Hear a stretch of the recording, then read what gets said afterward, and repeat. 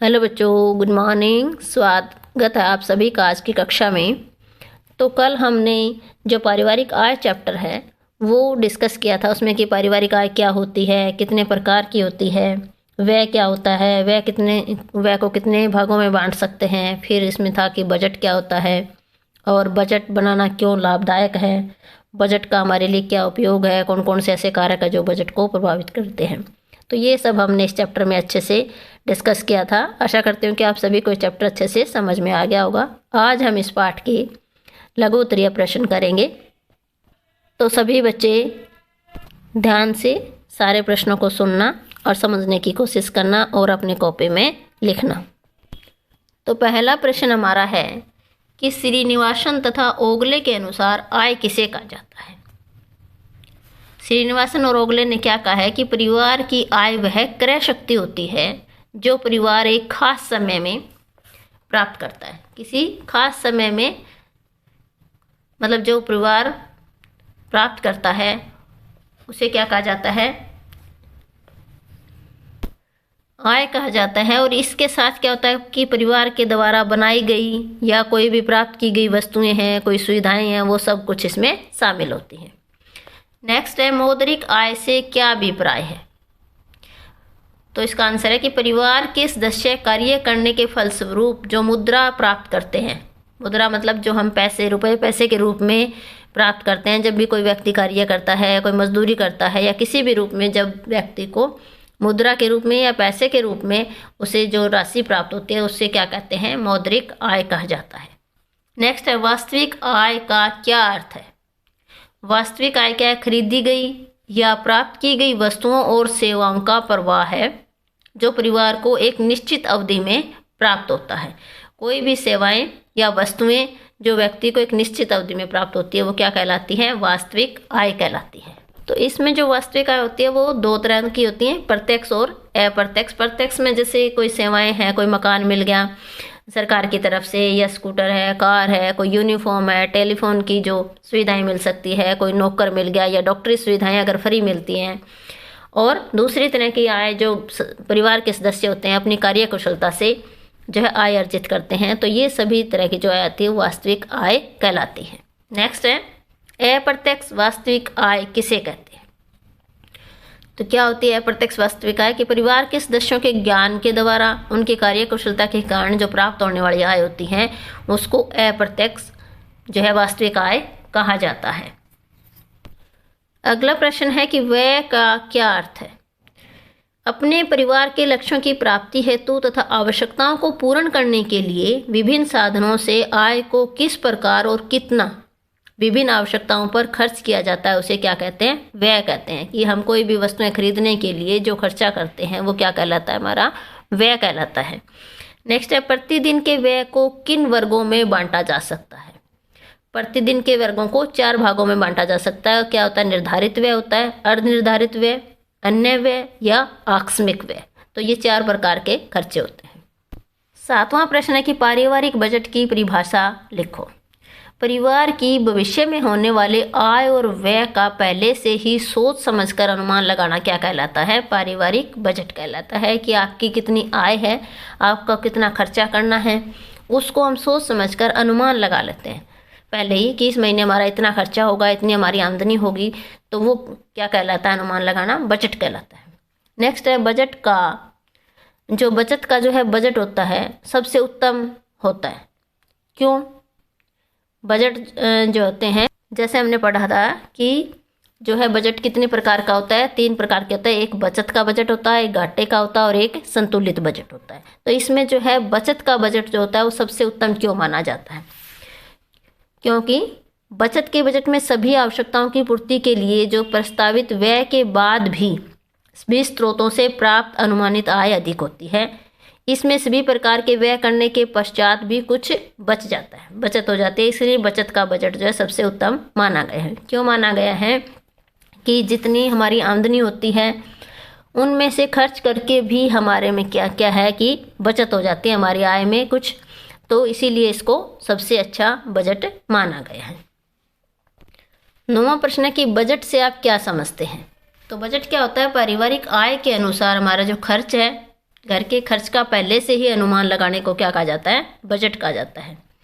या आय और जो खर्च का लेखा जोखा है वो बजट कहलाता है। बजट लिखित और मौखिक दोनों हो सकते हैं। नेक्स्ट है, खर्च की आवश्यक और अनावश्यक मदें कौन कौन सी है? खर्च की आवश्यक और अनावश्यक मदें, आवश्यक मद जैसे घर है, भोजन है, कपड़ा है, तो ये सभी के लिए आवश्यक होती है। कम आवश्यक मद जैसे घर को चलाने के लिए खर्चे हैं, बच्चों की पढ़ाई है, डॉक्टरी सहायता है, मनोरंजन है और अन्य फुटकर खर्च और बचत इसके अंदर आते हैं। नेक्स्ट है, खर्च की आवश्यक मदें कौन सी हैं? ये वे खर्चे हैं जिसे आसानी से बचा जा सकता है। जैसे मनोरंजन का खर्चा हम कम कर सकते हैं, हार श्रृंगार का खर्चा है वो कम कर सकते हैं, या धार्मिक खर्चे हैं उनको कम किया जा सकता है। ये जो खर्चे हैं ये अनावश्यक खर्चे हैं, आवश्यक खर्चे नहीं हैं। जैसे मनोरंजन पे कितना ही खर्च कर सकते हैं, या अगर हम चाहें तो ना भी खर्च करें तो काम चल सकता है। इसी तरह से धार्मिक खर्चे हैं उनको भी हम कम कर सकते हैं या बंद कर सकते हैं। 11वां प्रश्न है कि बचत से आप क्या समझते हैं? तो बचत क्या होती है कि घर की आय में से वह भाग जिसको प्रत्येक महीने आय में से बचा लिया जाता है उसको क्या कहा जाता है? बचत कहा जाता है। कि जितनी हमारी आमदनी है उनमें से हम घर का खर्चा निकाल कर जो हम बचत कर सकते हैं, जितना हम बचा लेते हैं उसको क्या कहा जाता है? बचत कहा जाता है। बचत प्रत्येक परिवार के लिए आवश्यक होती है। क्यों आवश्यक होती है? कि कोई बीमारी आ गई या कोई दुर्घटना होगी या कोई बुढ़ापे के लिए आपको जो पैसा चाहिए जिस टाइम आप कमा नहीं सकते हो, या कोई जो है अनावश्यक जैसे कोई बीमार हो गया है एकदम से, या कोई शादी का खर्चा है, तो इस तरह के जो खर्चे होते हैं उनको पूरा करने के लिए बचत की आवश्यकता होती है। बचत करने के किन्हीं 4 ढंगों के बारे में बताइए। तो क्या है कि पुराने समय में गहने और सोने के रूप में बचत की जाती थी। लोग क्या करते थे कि जब पैसा होता था तो उसके गहने बनवा लेते थे। परंतु आजकल बचत करने के नए ढंग आ रहे हैं बहुत सारे, जो न केवल मनुष्य को बचत करने में सहायक होते हैं बल्कि वह बचत मनुष्य की आय का एक अन्य साधन भी बच सकते हैं। जैसे जीवन बीमा है, निश्चित काल का जमा खाता है, डाकघर में बचत कर सकते हैं, भविष्य निधि फंड योजना होती है। तो इनसे जो है हमें बचत के साथ साथ हमें आय कैसे प्राप्त होती है कि उससे हमें ब्याज भी मिलता है। अगला प्रश्न है कि व्यक्ति का जो व्यवसाय होता है वो बजट पे कैसे प्रभाव डालता है? कई व्यक्तियों को अपनी नौकरी या बिजनेस करके कई स्थानों पर जाना पड़ता है, इसलिए उनको कई ऐसी वस्तुओं पर खर्च करना पड़ता है जिनकी साधारण व्यक्ति को आवश्यकता नहीं होती, जैसे सूटकेस, बढ़िया कपड़े, मोबाइल। तो इन सभी बातों का बजट के ऊपर प्रभाव पड़ता है। तो व्यक्ति का किस तरह का व्यवसाय है वो बजट पर प्रभाव डालता है। एक मान लो आपको लोकली कोई जॉब कर रहा है और उसको लोकली जाना है तो उसका जो आने जाने का किराया है वो बच जाएगा। कहीं अच्छी जो है कंपनी में अगर वो कोई जॉब करता है तो वो उसके हिसाब से उसको कपड़े पहनने या उस जो है मोबाइल रखना ज़रूरी होता है। और अगर कोई साधारण कहीं जगह कोई मजदूरी कर रहा है तो उसका जो है बजट अलग होगा। कोई डॉक्टर है तो उसका जो है बजट अलग होगा। तो इस तरह से जो है व्यक्ति का जो व्यवसाय होता है वो बजट पे प्रभाव डालता है। नेक्स्ट है, गृहिणी की योग्यता बजट पर कैसे प्रभाव डालती है? कि समझदार गृहिणियाँ अपनी योग्यता और कुशलता से कम आय में परिवार की आवश्यकताएं पूर्ण करके भी बचत कर लेती है। जैसे घर में कपड़े सिलकर अगर किसी को सिलाई करनी आती है तो सिलकर हम बचत कर सकते हैं। कि हम अगर नहीं सिलना आता, एक गृहिणी है जिसको कपड़े नहीं सिलना आता तो वो टेलर को पैसे भी देने पड़ेंगे, चक्कर भी काटने पड़ेंगे। पुराने कपड़ों की मरम्मत कर सकती है अगर सिलाई आती है। तो घर में अचार, चटनी, इस तरह की जो चीज़ें बनाकर भी हम बचत कर सकते हैं। घर में अगर आपके जगह हैं तो सब्जियां वगैरह उगा सकते हैं। तो इस तरह से हम जो है अपने बजट, जो अच्छी कुशल गृहिणी होगी वो अपने बजट को प्रभावित करती है और आय जो है इनकम बढ़ा सकती है अपने घर की। 15वां प्रश्न है कि बजट कितनी प्रकार का हो सकता है? तो बजट जो है 3 प्रकार का होता है। पहला है बचत का बजट, इसके अंदर जो है आय अधिक होती है और खर्चा कम होता है। दूसरा होता है संतुलित बजट, इसमें आय और खर्चा जो है दोनों बराबर होते हैं। तीसरा है घाटे का बजट, इसमें आय कम होती है और हम खर्चा ज़्यादा करते हैं। तो इसमें सबसे अच्छा बजट कौन सा माना जाता है? बचत का बजट अच्छा माना जाता है। नेक्स्ट है प्रतिदिन का हिसाब रखना क्यों जरूरी है? कि रोज़ाना खर्च का हिसाब रखने से हमें क्या पता चल जाता है कि खर्च जो है बजट के अनुसार हो रहा है या हम ज़्यादा कर रहे हैं, या किसी मद पर खर्च अधिक हो रहा है या हम जो है और किसी जो है खर्चे को घटाकर उसको संतुलित किया जा सकता है। तो हिसाब किताब रखने से हमें पता चल जाता है कि हमारे जो बजट बनाया था क्या हमारा खर्चा उसी के अनुसार हो रहा है या हमें किसी को घटाना है या हम बढ़ा सकते हैं। नेक्स्ट है बजट के प्रकार लिखिए तथा बताइए कि सबसे अच्छा बजट कौन सा माना जाता है। अभी जैसे ऊपर बताया था आपको कि बजट 3 प्रकार का होता है, संतुलित बजट, बचत का बजट और घाटे का बजट। तो इसमें सबसे अच्छा बजट कौन सा होता है? बचत का जो बजट होता है वो सबसे अच्छा माना जाता है, क्योंकि इसमें हमारे पास जो आय अधिक होती है और हमारा खर्चा कम होता है। अगला प्रश्न हमारा है कि पारिवारिक बजट से आप क्या समझते हैं? पारिवारिक आय तथा व्यय में संतुलन लाने के लिए आय का सही उपयोग करना अत्यंत जरूरी होता है। इसलिए गृहिणी को धन व्यय करने से पहले परिवार के जो विभिन्न साधन हैं या विभिन्न स्रोतों से होने वाली जो आमदनी होती है उसका हमें पूरा ज्ञान होना चाहिए। इस आय को विभिन्न मदों पर खर्च करने की हमारे पास पूरी योजना बना लेनी चाहिए कि हमारे जो है सभी स्रोतों से आय कितनी है घर की और खर्चा किन किन मद पर हमें करना है। इस प्रकार परिवार में किसी निश्चित अवधि के लिए पूर्व अनुमानित आय और व्यय के विस्तृत विवरण को क्या कहा जाता है? पारिवारिक बजट कहा जाता है।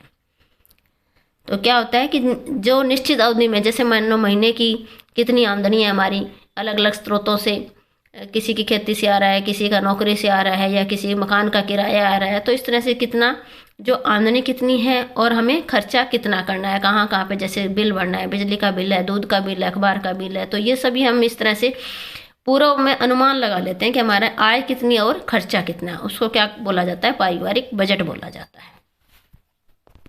अगला प्रश्न है कि बजट बनाना किन तत्वों पर निर्भर करता है?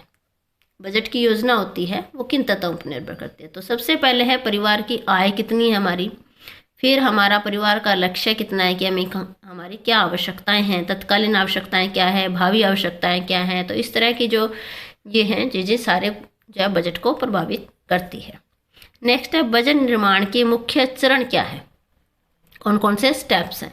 सबसे पहला परिवार के सभी स्रोतों से प्राप्त मासिक आय को जोड़ना, जो भी आय हमारी हर एक स्रोत से उनको जोड़ना। दूसरा परिवार की जो आवश्यकताओं की सूची है उनकी प्राथमिकताओं के आधार पर बनाना है कि हमें इस महीने हमारे परिवार की क्या क्या आवश्यकताएं हैं, उनको प्राथमिकता के आधार पर, मतलब सबसे पहले क्या चीज़ ज़रूरी है, फिर उससे ज़रूरी क्या है, फिर उससे इस तरह से हम उनको प्राथमिकता के आधार पर उनको सीरियल वाइज हमारी आवश्यकताएं जो है उनको लिस्ट कर सकते हैं।